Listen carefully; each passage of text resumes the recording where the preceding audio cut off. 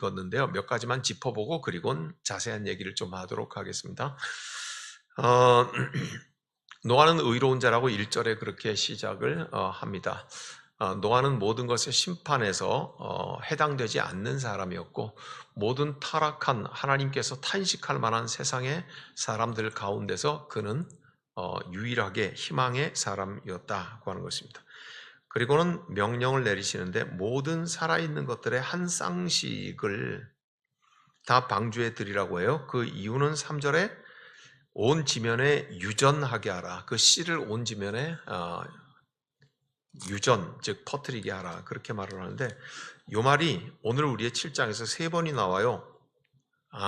이 말이 뭐냐 하면 모든 살아있는 것들을 한 쌍씩 다 방주에 드리라고 하는 이 말이 7장의 앞부분에서 한번 나와요. 그 다음에 중간 부분에서 나오고 그리고 끝부분에서 나오면서 3번 그렇게 거듭해요. 그리고 홍수가 시작되던 때가 노아가 600세 되던 때에 둘째 딸이죠. 그리고 나서 보면 8장 13절에 가면요. 601년 첫째 달, 그 달 초하룻날에 땅에서 물이 거친지라. 그러니까 요 7장과 8절만 보면은 물이 11개월 동안 땅에 덮여 있었던 것 같아요.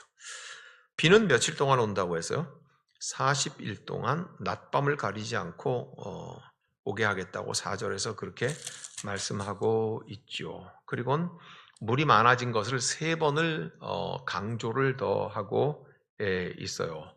17절에 보니까 40일 동안 계속된지라 물이 많아져 방주가 땅에서 떠올랐고 18절에 물이 더 많아져 그리고 19절에 이 땅에 더욱 넘침에 그렇게 해서 강조하고 있어요.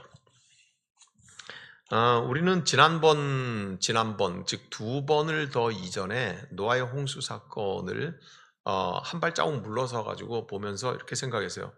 이게 지금 물이 홍수가 나서 온 세상을 다 멸하게 됐다고 하는데 마음을 둘 것이 아니라 노아의 홍수 사건은 첫 번째로 세상을 지으심을 탄식하는 하나님의 후회함, 하나님의 아픔이 제일 첫 번째였다. 그죠?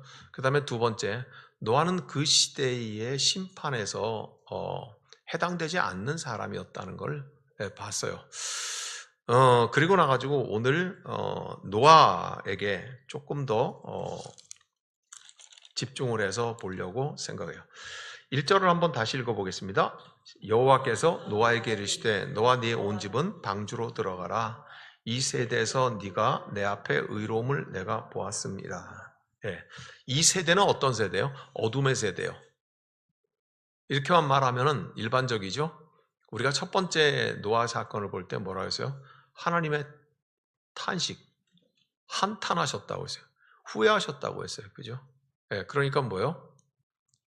하나님의 상처가 있는 거죠. 그래서 하나님께서 이 모든 것, 즉 원래 창조한 목적대로 존재하지 않는 것들에 대하여서 하나님께서 이것을 다 멸망시키셨다고 말씀한 거죠. 큰일 난 건 누구예요? 이 땅에 사는 살아있는 것들인가? 하나님이에요. 하나님. 정말 큰일 난 거는 하나님인 거예요. 그죠? 이게 잘 안 되는 거예요. 왜냐하면 우리는 인간이니까 인간의 입장에서 이 땅에 사는 생물의 입장에서만 생각을 해서 그런 거예요. 우리가 왜 만들어졌어요? 이 땅에 왜 생명체로 살아가고 지식이 있고 영이 있고 그럴까요? 하나님이 이 땅에 피조물을 만드신 것은 하나님이 보시기에 좋았더라요. 그렇죠? 그러니까 하나님의 가치란 말이에요. 하나님의 가치로 우리를 만들었는데 하나님이 보시기에 값어치가 있다 이 말이잖아요. 그게 우리의 목적이잖아요. 근데 우리가 그렇게 사는가 하는 문제죠. 지난 내 인생의 세월 동안 그렇게 살아왔는가? 애는 쓰고 노력은 했지만 애쓰고 노력한 것으로 우리는 스스로 이룰 수는 없는 존재들이에요. 예수의 영이신 성령께서 내 속에 살아계셔서 시마다 때마다 나를 통제하시고 은혜죠. 시마다 때마다 나에게 나쁜 결정에서 하나님을 향한 결정을 하게 만드시고, 예, 그래가면서 그나마 오늘의 이 자리에 내가 있고 여러분들이 있을 수 있다는 거죠. 예, 그래서 하나님이 보시기에 오늘 이 자리에서 뭐요? 보시기에 좋았더래. 가치 있는 존재로 살아가죠. 그러나 인간이 그러지 않았죠. 지금 우리가 창세기의 2장부터 시작을 해서 보면은요, 부부가 서로 떠넘기고 죄를, 형제가 형제를 때려 죽이기도 하고, 그죠? 예. 그리고 이제 그 후손들, 가인의 후손들 가운데는 나는 수없이 많은 사람을 우리 아버지보다 더 많이 죽였다, 이렇게 갖다 말하는, 예, 후손도 나오기 시작을, 예, 하죠. 그러면서 굉장히 어지럽고 문란한 혼인의 네피림의 후손들이, 즉 하나님의 아들들이 땅의 딸들과 결혼하여서 혼잡하게 되었다는 걸 지금 말하고 있죠. 이런 어두운 세상이 만들면서 사람이 타락하면 땅도 타락해요. 성경은 항상 그렇게 말을 해요. 항상. 적과 꿀이 흐르는 가나안 땅인데 너희가 가나안에 들어서 너희가 바알과 아세라를 섬기면은 그 땅의 풍요로움을 위해서 바알과 아세라를 섬기지만 너희의 타락함으로 땅도 버림받는다 그래요. 그래가지고 아수르가 짓밟을 때, 바벨론이 남쪽 유다를 짓밟을 때 그것은 너희 사람만 짓밟는 게 아니라 그 땅도 저주를 받아서 땅이 너희로 인하여서 짓밟힘을 받는 것이라고 그렇게 말을 하죠. 그러니까 원래 만들어진 것이 자기의 창조의 목적을 대로 존재하지 못하니까 하나님께서는 탄식하시고 후회하시고 하나님이 상처받은 거예요. 네, 하나님이 상처받은 거죠. 그래서 큰일 난 건 하나님이다. 네. 저와 여러분들이 기도하고 우리가 삶에 뭘 걱정합니까? 주의 영광 가릴까 봐 걱정하잖아요. 맞아요? 맞죠? 땅값 떨어질까 봐 더 걱정하지 않나요? 예? 그죠? 예. 하던 일 실패할까 봐 더 걱정하는 건 아닌가? 예. 우리는 그런 삶을 하고 있는데, 즉 원래 우리가 만들어진 그 모습대로 목적대로 존재하지 못하는 것 때문에 하나님께서 마음 아파하시는 것은, 하나님이 후회하는 것은 뭐예요? 하나님의 영광을 가린 거잖아요. 그죠? 하나님의 영광을 가린 존재가 우리가 멸망당하는 것 때문에 큰일 났다고 말을 할 수 있어요? 네. 만 입이 있어도 할 말이 없는 거죠. 그죠? 세상은 큰일 난 거 없어요. 자기들이 뿌린 대로 거두죠. 하나님은요, 언제 우리에게 배반하신 적이 있어요? 언제 우리에게 하나님의 언약을 뒤집으신 적이 있어요? 하나님은 언제나 신실하셨잖아요. 그죠? 예? 이 땅에 있는 모든 것들, 즉 사람이 신실하지 못하고 하나님을 떠난 쾌락을 즐겼잖아요. 그래서 멸망당하게 생겼는데 뭐가 큰일이에요? 큰일은 마땅히 대가를 치르는 거죠. 대가를 치르지 않고 즐거운 법은 없어요. 당장은 대가 없이 공짜 쾌락이 있을지 몰라도요, 반드시 어느 시점인가는 대가를 치르는 것이 우리 인생의 법칙이기도 합니다. 마약을 투약하면은요, 아무런 대가 없이 돈 몇 푼 주고 천상의 극락 쾌감을 맛본다고 하지만 그 마약이 깨고 시간이 지나면 거듭 반복되면서 자기가 자기를 파괴하게 되는 거거든요. 어떤 것이든지 다 그래요. 대가 없이 즐거운 법은 없는 법이죠. 네. 그렇게 하나님을 떠난 쾌락을 오랫동안 즐겼던 것들이 멸망당하게 되었어요. 아이고 큰일 났구나. 큰일은 맞지만은 원통할 거는 없지요. 대가를 치르는 거니까요. 네. 이 창세기에서 하나님의 법칙은 이토록 냉혹합니다. 네. 하나님은 거기에 대해서 일체 말도 안 하시고 침묵하시면서 악할 뿐임을 보시면서 본인이 원통하고 분하시며 후회하신다고 말을 해요. 하나님의 영광을 가린 거죠. 만들어진 모든 것들이 하나님의 영광을 드러내는 찬송과 예배자의 삶을 살아야 되는데 그걸 살지 못하니까 목적대로의 삶을 못 살았던 거죠. 예, 그러니 오히려 답답하고 큰일 난 건 하나님이다. 예. 그런데 그 가운데 하나님께서 모든 것을 완전하게 창조 이전에 무로 돌아가게 하지는 않으세요. 그렇죠? 많은 성경을 연구하는 학자들은 이 노아의 홍수 사건을 두 번째 홍수라고 두 번째의 창조라고 이름 붙이는 게 많아요. 하나님께서 홍수로 세상을 멸하시고 그리고 두 번째의 창조의 세상에 기대를 거신다고 하는 그 희망의 상징이 바로 노아예요. 네. 그래서 노아는 의인이라고 의롭다고 하나님이 보았다 이 말이죠. 노아의 의로움이 오늘 7장으로 이제 돌아와서 열매를 어떻게 맺는가 하는 것을 봐요. 두 가지로 열매를 맺어요. 한번 화면을 보죠. 자, 노아의 의로움의 첫 번째, 1번 뭘까요? 두 번째 세상의 씨앗을 보존한다. 제가 두 번째 창조라는 말을 했잖아요. 그죠? 예.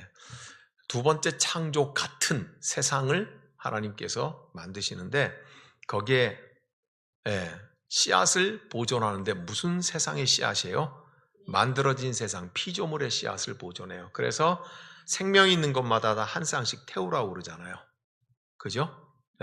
그 다음은 2번 시작. 인류의 씨앗을 보존한다. 매우 상징적이에요. 8명의 그죠? 노아 부부 그리고 노아 세 아들의 부부 6명 그래서 8명이 구원을 받는다고 베드로 전서에도 그렇게 나오죠. 여기도 그렇게 지금 말을 하고 있죠.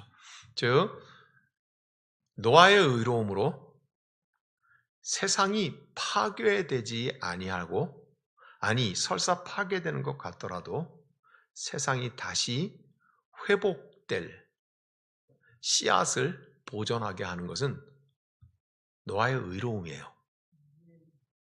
그 다음에 두 번째, 노아의 의로움은 인간의 멸종에서 인류의 씨앗을 보존하는 열매를 맺는 것, 그게 노아의 의로움이에요. 저기서 노아를 한번 빼고 생각을 해보세요. 저와 여러분의 이름을 노아 자리에 한번 집어넣어 보세요. 나의 의로움은 이 세상에 멸종될 것들을 회복할 수 있는 씨앗을 보존하는 열매를 맺어요. 나의 의로움은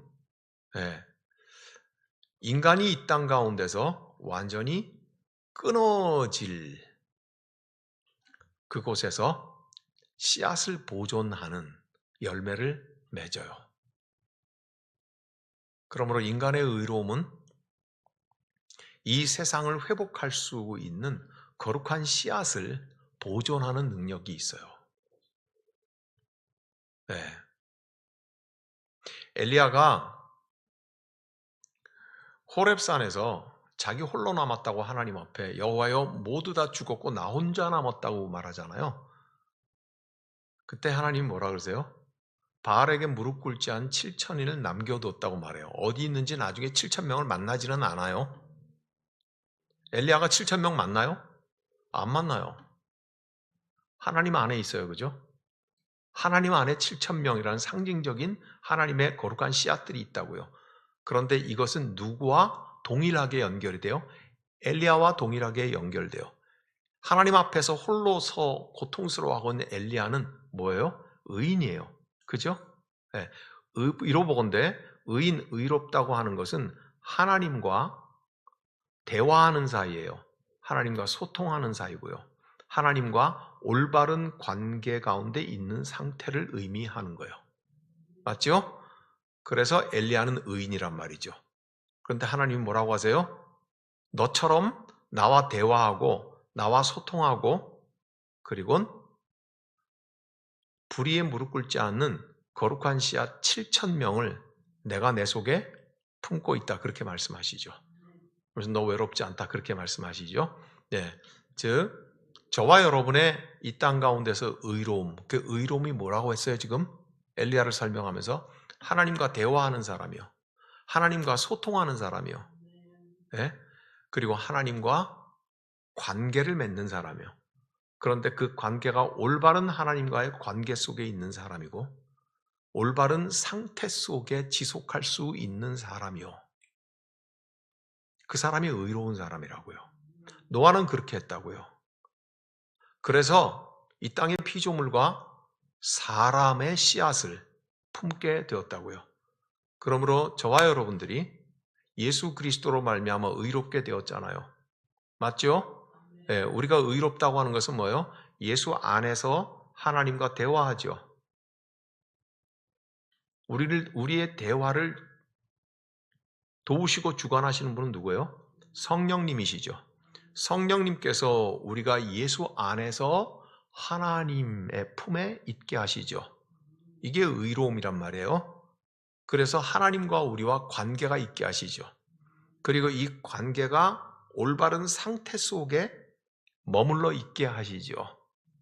예, 저와 여러분의 의로움은 즉 이 세상을 보존하게 하고 그리고 사람을 보존하게 한다고요. 그럼 반대로 봐요. 의인이 아닌 것의 반대는 뭐예요? 악인이죠. 악인은요, 세상을 하나님의 창조에서 끊어버리죠. 저 반대니까요. 사람을 보존하지 않아요. 사람의 씨앗을 남겨두지 않아요. 이유는요, 자기가 다 먹어야 되거든요. 자기가 다 가져야 되거든요. 남이 먹을 것을 남겨두지 않아요. 남을 위한 것을 배려하지 않아요. 그게 악이잖아요. 그죠? 자기가 하나님이 되는 게 악이잖아요. 의로운 것은 하나님과의 관계가 있는 게 의로움이라면, 하나님과의 관계가 끊어진 것은 뭐만 남아요? 자기만 남잖아요. 그죠? 그러니까 자기가 하나님이 되는 거거든요. 그러니까 내가 다 먹어야 되는 거예요. 내가 다 이겨야 되는 거고요. 내가 다 가져야 되는 거예요. 그러니까 사람을 귀히 여기지 않아요. 그 그늘 밑에서는 사람이 클 수가 없어요. 그 그늘 밑에서는 올바른 사람이 되지 않죠. 네, 이 말입니다. 노아의 의로움의 의미는 이거죠. 네, 그래서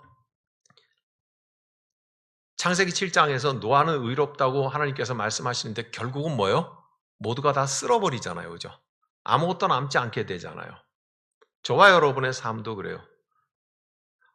이 땅의 모든 것들이 다 사라지고 무너져가고 우리 주변의 모든 것이 없어지고 사라지고 변질되어 가고 부패해 가고 할지라도 저와 여러분이 하나님과의 관계에서 올바른 관계의 상태를 유지하고 있으면요, 오늘 노아의 홍수처럼 다 쓸어가 버릴지라도 하나님께서는 오늘 저 약속 때문에 노아를 통하여서 두 번째 창조의 세상을 만드시잖아요.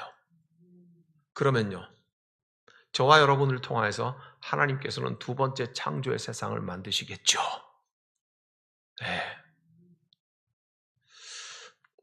그게 저와 여러분들이에요. 그게 예수 안에 있는 믿음의 사람들의 믿는 바라고요. 네. 그래서 노아의 의로움은 다시 한 마지막으로 세상의 창조를 보존하게 하고 그리고 사람을 보존하게 한다. 저와 여러분의 의로움이 저 열매를 맺게 될 줄로 믿습니다. 노아의 홍수 사건을 통해서 우리가 그것을 볼 수 있기 원합니다. 자, 그 다음에 두 번째를 한번 보세요. 노아의 의로움 2. 이제 복잡해지죠? 네. 자, 이제 주무시는 것보다 성경 찾는 게 낫겠죠? 네. 노아의 의로움을 성경이 뭐라고 말하고 있냐는 거예요. 앞부분에서 노아의 의로움은 최소한도 창세기 7장에서는 살아있는 동물들을 보존하고 그리고 사람의 씨앗을 보존한다는 데 있잖아요. 그죠? 그러면 성경 다른 곳에선 노아의 의로움을 뭐라고 설명을 하느냐 이 말이죠. 이거 굉장히 중요한 문제예요. 첫 번째 마태복음 24장. 침을 묻혀가면서 찾으세요.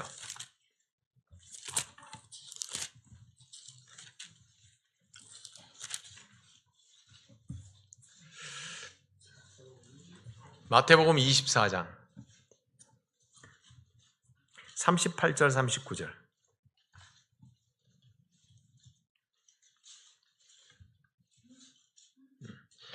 37절부터 읽을까요? 37, 38, 39 시작. 노아의 때와 같이 인자의 맘도 그러하리라.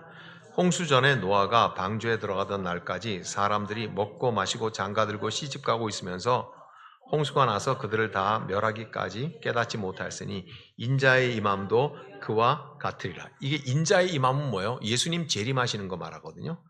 예수님 재림하시는 건 그때는 꼭 노아의 때와 같았다. 먹고 마시고 장가하고 니나노하고 있는 그때에 주님께서는 탄식하시고 후회하시고 심판하시기로 작정했을 때에 의롭다 인정함을 받은 사람은 노아 그 한 사람이다. 그 말이죠. 네. 그러니까 그날과 그때 세상이 시집가고 장가하고 이거하고 저거하고 막 휩쓸려서 당연히 세상은 이렇게 사는 것이라고 막 그러고 있을 그때에 휩쓸리지 않는 사람으로서의 노아를 말하는 거예요. 그게 의롭다는 거예요. 네. 그게 의롭다는 거예요. 휩쓸리지 않는 사람. 네. 세상 모두가 다 그렇게 하고 있을 때 똑바로 서서 진리에 서서 휩쓸리지 않는 그 사람이 의롭다고 그렇게 말을 하고 있는 거예요. 누가복음 17장은 찾으셨어요? 예. 누가복음 17장 26절에서 27절까지 같이 읽겠습니다. 26절부터 노아의 때에 된 것과 같이 인자의 때에도 그러하리라. 노아가 방주에 들어가던 날까지 사람들이 먹고 마시고 장가들고 시집가더니 홍수가 나서 다 그들을 멸망시켰다. 똑같은 얘기잖아요. 그죠? 예? 그런데 요거는 그 위로 올라가면 질문이 여기서 시작되는 거예요. 예수님 언제 재림하신가요? 그렇게 물었을 때에 이렇게 비유를 하시는 거예요. 예수님이. 언제 인자가 다시 올지, 즉 예수님이 재림할 때는 마치 노아의 심판 때와 같다. 이렇게 말씀을 하시는 거거든요.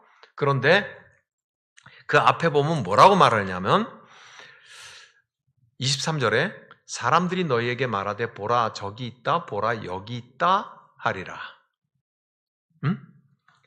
자 보세요. 예수님 언제 오시나요? 그러니까 예수님이 이렇게 말씀하세요. 봐라! 재림한 예수가 여기 있다. 재림한 예수가 저기 있다. 그때 뭐예요? 휩쓸리지 않는 사람. 그게 의로움이라고요. 그러니까 쉽게 말해서 의로울 때에 휩쓸리지 않는다는 거예요. 의로움이 휩쓸리지 않게 한다는 거예요. 친구 따라 강남 간다는 말. 그죠? 친구 따라. 누굴 따라가요? 에이, 주님 따라가야지. 네. 친구 따라가는 거는 10대 때나 하는 소리예요. 중학생 때나 고등학생 때나 그래야 되지. 그죠? 네. 우리가 예수 그리스도로 말미암아 구원을 받고 우리 속에 예수의 영이 살아계시는 사람이 예수 그리스도의 영을 따라가서 가야 되는 거지 뭘 친구 따라가다니. 그죠? 그때 우왕좌왕하지 않는 사람, 휩쓸리지 않는 사람, 그게 노아의 의로움이에요. 즉 마태복음과 누가복음에서 즉 예수님께서 해석을 하는 노아의 의로움은 뭐라는 거예요? 그 의로움 때문에 세상 풍조에 휩쓸리지 않는 사람들이라는 거예요. 그렇게 하겠어요? 네, 그렇게 해야 되죠. 그죠? 그렇게 해야 되는 거죠. 네. 그 다음에 히브리서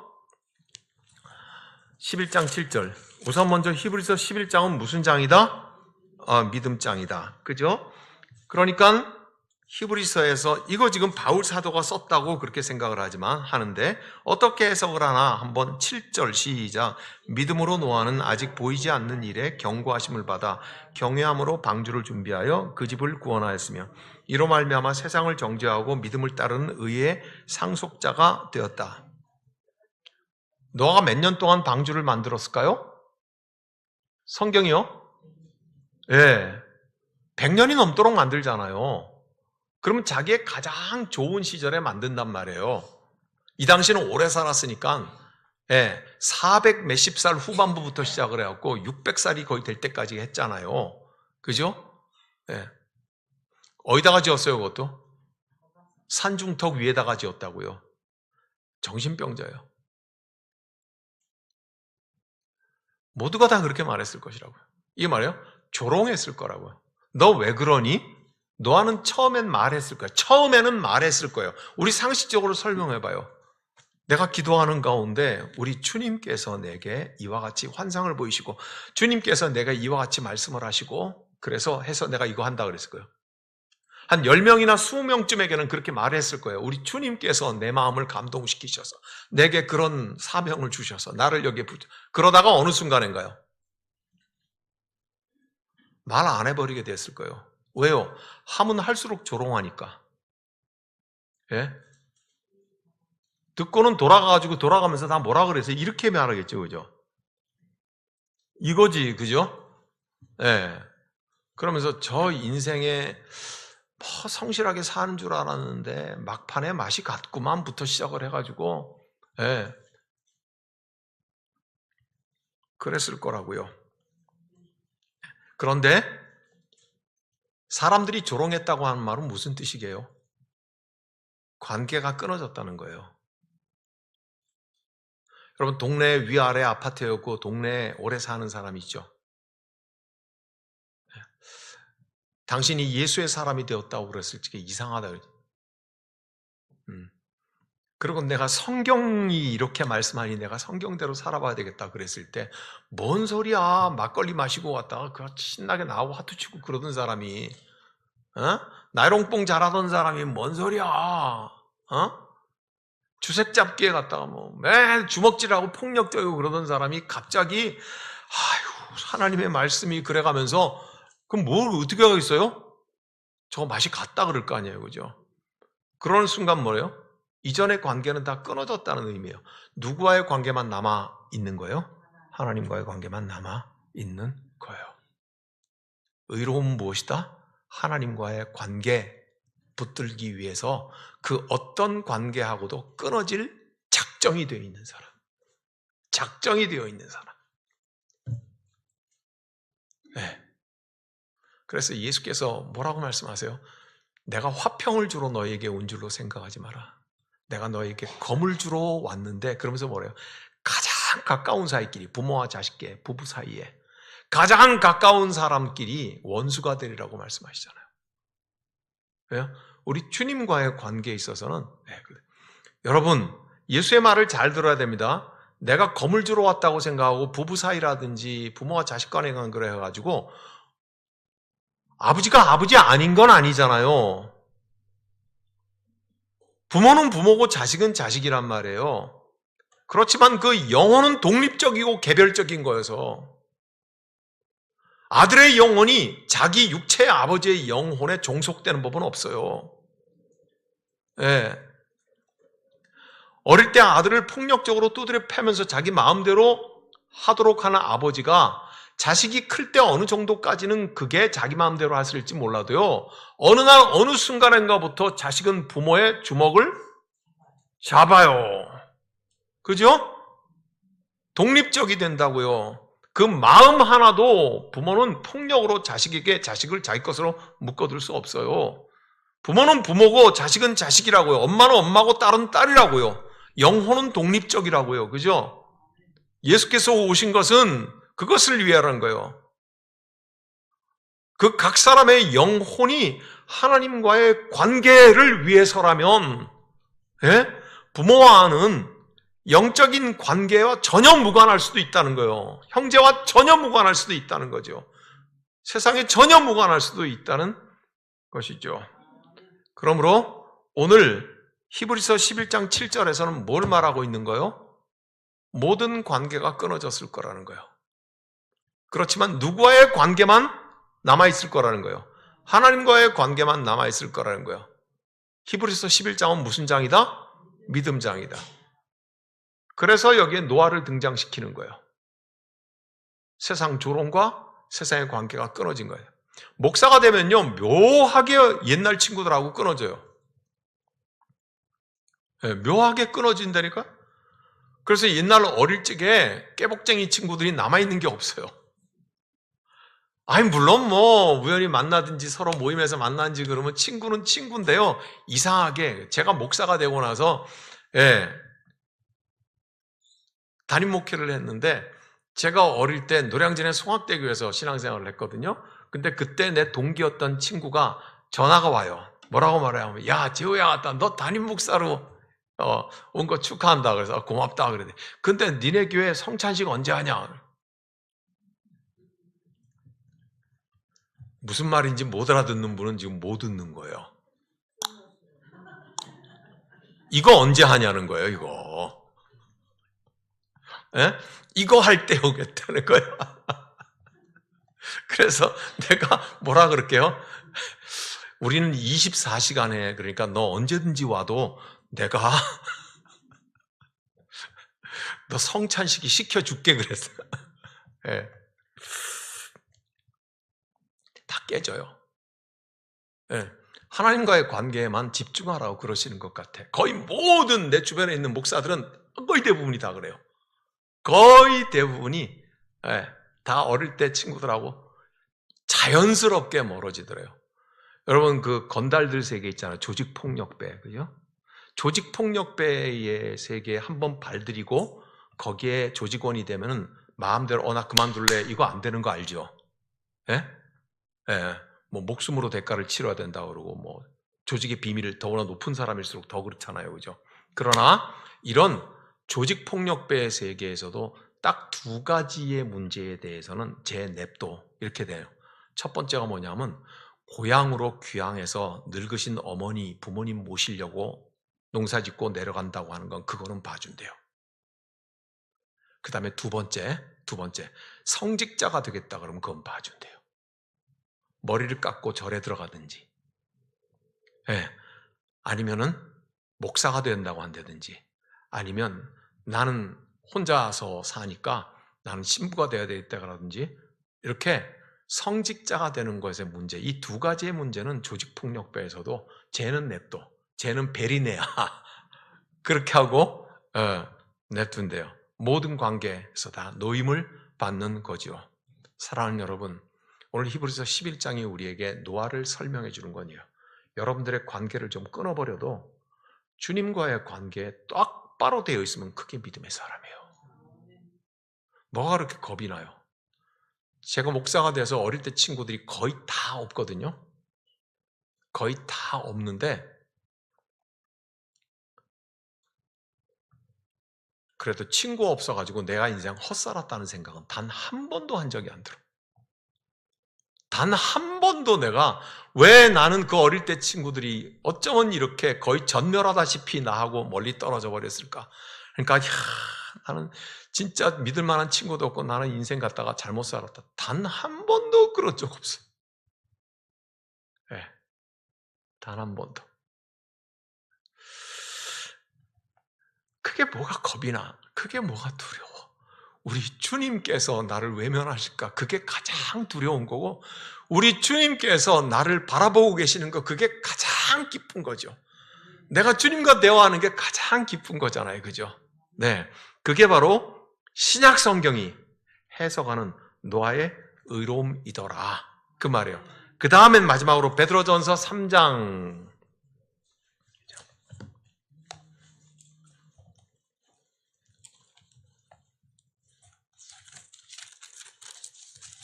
3장 20절.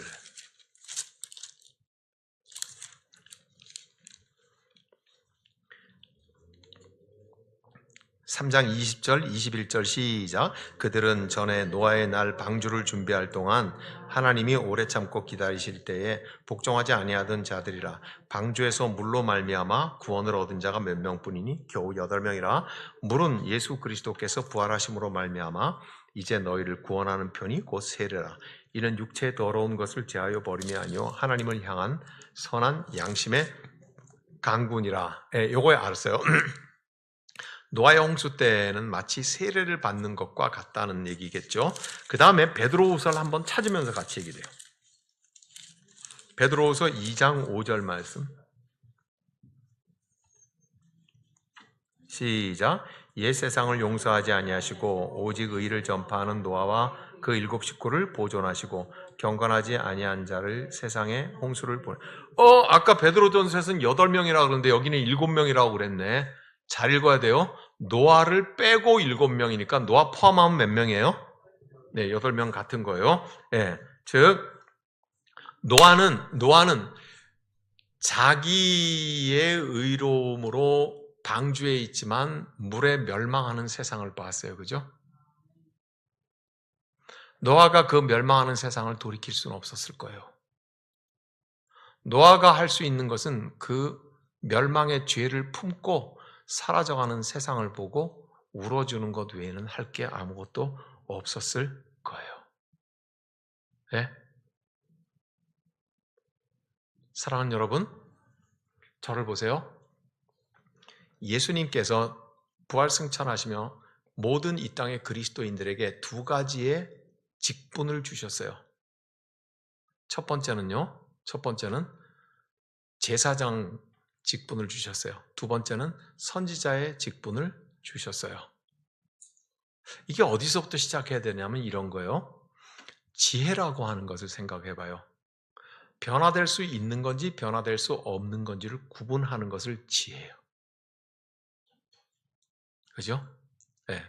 변화될 수 있는 것에 대하여서는 선지자와 같이 외치는 거예요. 공평과 정의가 강같이 하수처럼 흐르게 하라고 하나님께서 말씀하신다고. 그죠? 이 세상의 불의한 것과 이 세상의 삐뚤어진 것을 보고 저건 바뀌어야 된다고 생각하고 바뀔 수 있다고 생각을 하면 그리스도인은 거기에 대해서 선지자 노릇을 해야 되는 거예요. 분명히 바꿀 수 있음에도 불구하고 침묵하는 것은요, 비겁한 어용 선지자나 하는 짓이에요.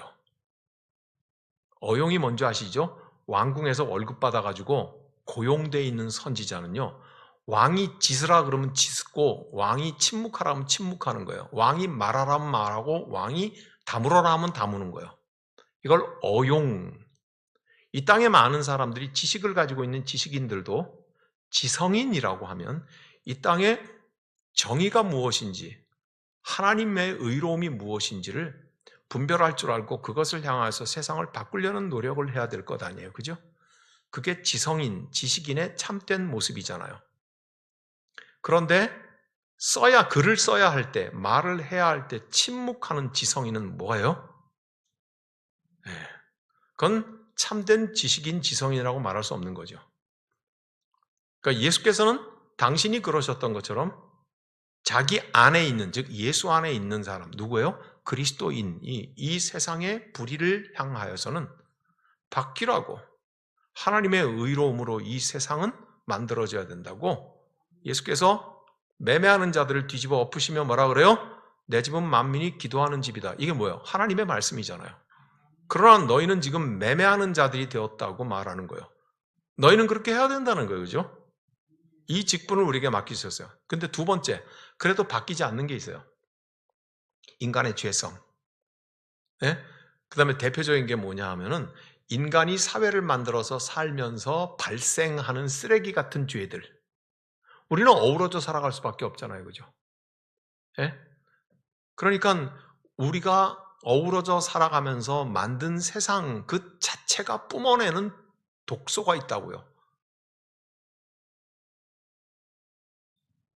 제일 대표적인 게 뭔 줄 알아요? 달동네 산동네 판잣집 확 뜯어내고 거기에 아파트를 지어.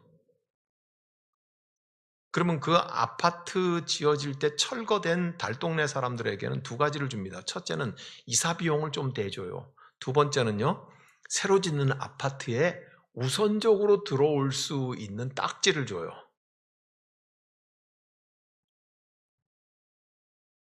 그러면 이 판잣집에 살던 사람들이 새로 아파트가 지어졌을 적에 1순위라고 할지라도 그 아파트를 살 수 있어요? 없어요?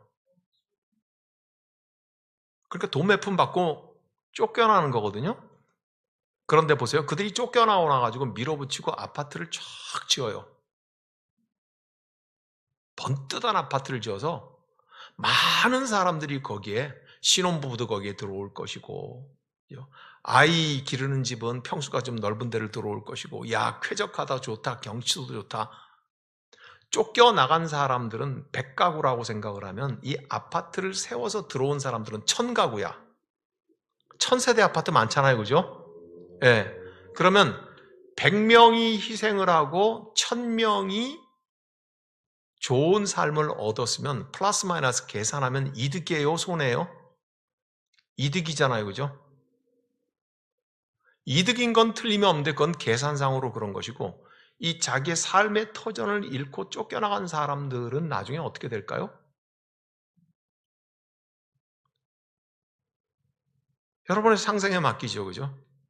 이런 일들이 대한민국 전역에서, 세계 전역에서 일어나고 있는 거잖아요. 제가 아파트의 비유를 하나 들었지만, 그쵸? 네. 이건 뭐예요? 우리 사람이 사회를 만들어서 집단과 공동체로 살면서 어쩔 수 없이 전체로 봐가지고 더 나은 발전된 삶을 살기 위해서는 이렇게 죽어가야 되고 희생되는 사람들이 있다는 거예요. 맞죠? 어떻게 할 거예요, 이 사람들을 위해서는요? 화염병을 던질 거예요? 총을 쏠 거예요? 이 아파트 다 두드려 부숴버릴 거예요? 이 쫓겨나간 100사람들과 함께 부둥켜 안고 울어주는 사람이 필요할 거 아니에요, 그죠? 당신들의 아픈 마음에 내가 동참한다고, 그죠? 이런 것을 일컬어서 사회가 만들어내는 구조적인 악이라고 말을 해요. 구조적인, 사회 구조가 만들어내는 악이라고 얘기해요. 이런 것에 대해서는 어떻게 할 거예요? 울어줘야 되잖아요. 이 울어주는 역할은 누가 하는 거예요? 제사장이 하는 거예요, 제사장. 제사장은요, 죄 지은 사람이 재물을 가지고 오면 그 재물을 잡아서 피 흘리고 그 사람을 주님께로 인도하는 거잖아요, 그죠? 그래서 그를 깨끗하게 하는 거잖아요. 이 쫓겨간 100세대 사람들, 원통한 사람들, 속에 피 맺힌 사람들, 이 사람들과 함께 같이 울어주고 주여 이들을 불쌍히 여겨주시고 이들의 원한에 풀어주시고 그 눈에서 눈물을 씻어달라고 하는 거, 그게 뭐예요? 그게 제사장인 거예요. 그래서 예수께서 이 땅에서 그리스도인들에게 두 가지의 역할을 맡기셨어요. 하나는 변화할 수 있는 것에 대해서는 외치라고 하는 선지자의 역할을 맡기셨고요. 변화할 수 없는 인간의 죄성과 우리 사회가 만들어내는 구조적인 악에 대해서는 가슴에 품고 함께 울어주는 제사장 노릇을 하라고 한 거예요. 많은 교회와 많은 그리스도인들이 이 두 가지의 역할을 혼돈해서 해요. 외쳐야 될 때 침묵하고 침묵해야 될 때 외쳐. 모자란 거죠. 외쳐야 될 때 침묵한 거는 비겁한 거죠. 이게 그리스도인의 역할이란 말이에요. 맞아요? 예, 자, 맞아요. 오늘 노아는 그 40일 동안 주야로 퍼붓는 그 물에 멸망해가는 어두운 세상을 바라보고 할 수 있는 게 뭐예요? 자기가 변화시킬 수 없는 거잖아요. 울어주는 거예요. 아파해 주는 거예요. 그죠? 그건 뭐예요? 제사장 노릇을 하는 거라고요. 베드로전서 후서에서 이렇게 노아의 홍수, 그리고 노아가 거기서 구원받았다는 것을 세례로 말을 하면서 하고자 하는 초점은 뭐예요? 노아는 제사장과 같은 마음을 품고, 그게 노아의 의로움이었다는 거예요. 노아의 의로움이었다. 목회를 하면서요, 저는 제가 적용을 하면 그래요. 무수히 가슴 아픈 일을 많이 겪어요. 앞으로도 겪을 거예요. 이런 일은 끊이지 않을 거예요. 그죠? 그 첫 번째는요, 저의 부족함 때문에 겪는 일이기도 해요. 첫 번째는 저를 아프게 하는, 교인들 때문에 아프겠죠. 교인들 때문에 아픈 것의 첫 번째는요, 누가 뭐래도 제 부족함 때문이에요. 그런데 보세요. 제 부족함은 고쳐지겠어요? 안 고쳐지겠어요? 주님 품에 갈 때까지 안 고쳐질 거예요. 엊그제만 해도 우리 집 사람이 나보고 당신 이거는 한심하대. 어떻게 젊을 때나 지금이나 똑같니? 제가 노력을 해봤겠어요? 안 했겠어요? 했죠. 근데요, 실패하는 거예요. 안 되는 거예요. 그죠? 이 부족함은 지금까지도 그래왔지만 앞으로도 조금 나아질 가능성은 없지만 안 되는 거예요. 그죠? 나는 나를 위해서 울어요.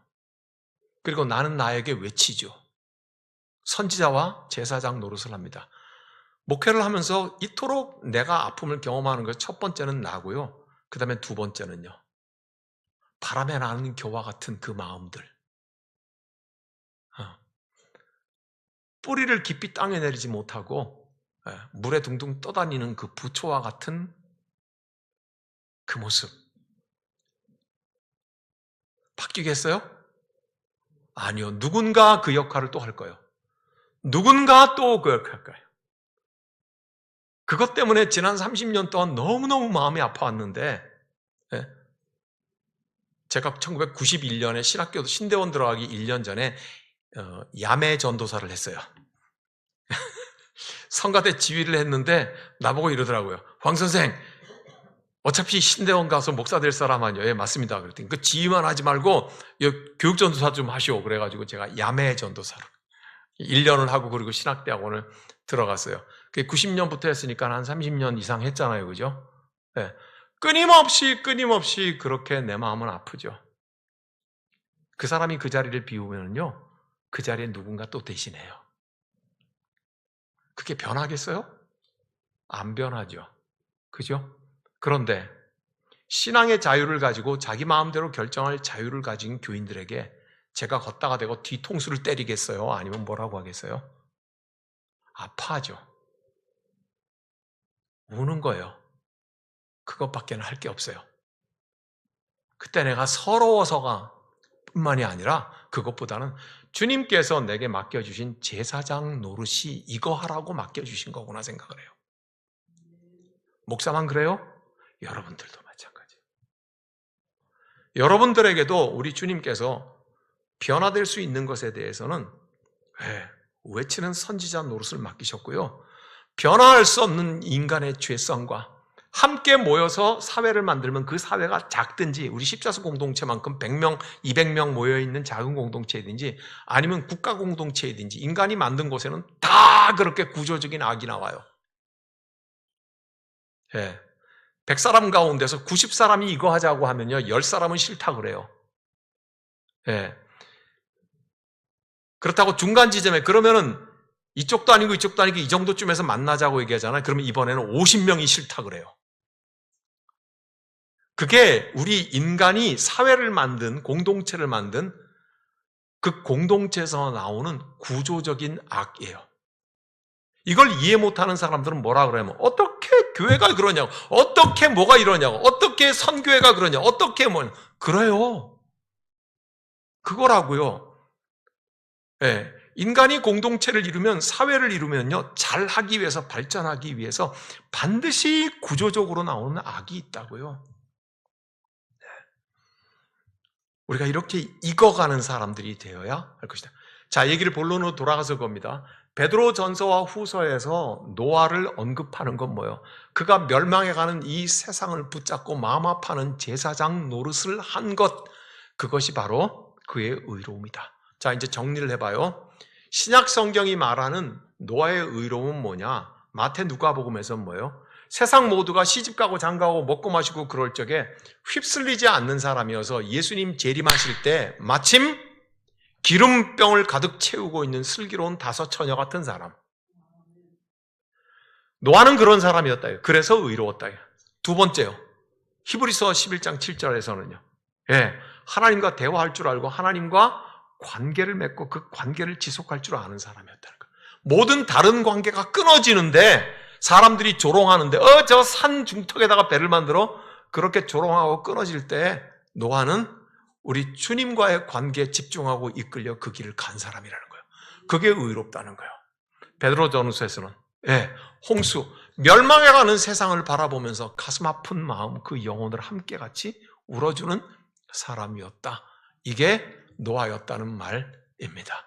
그러므로 이제 본론으로 돌아가서 마지막은 우리가 창세기 6장, 7장, 8장까지 쭉 노아의 홍수 사건을 하면서 계속해서 어릴 때 주일학교 때부터 와 물이 막 내려가지고 다 죽고 막 여기에만 그러고 나니까 정신 바짝 차려서 살아야 된다 이런 게 교훈이 되겠죠. 그렇지만 오늘 우리가 전혀 다른 관점에서 노아의 홍수 사건을 애써서 이해해 보려고 했어요.